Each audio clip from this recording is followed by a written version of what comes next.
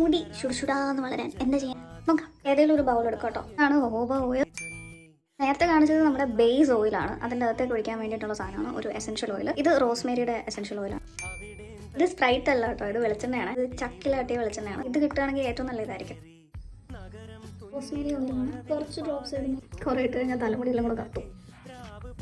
ഇനി ഈ മിക്സെല്ലാം കൂടെ ശരിക്കും കലക്കുക, സെക്ഷനായിട്ട് ചെയ്യും. ഈ ഓരോരോ ഗ്യാപ്പില്ലേ, ഒരു ചീപ്പ് വെച്ച് കഴിയുകയാണെങ്കിൽ അത്യാവശ്യം നല്ല എളുപ്പമായിരിക്കും. ആ ചീപ്പ് പിന്നെ എന്നെല്ലാം കൂടെ പറ്റിയിട്ട് അത് പിന്നെ ക്ലീൻ ചെയ്യാൻ നിൽക്കണം.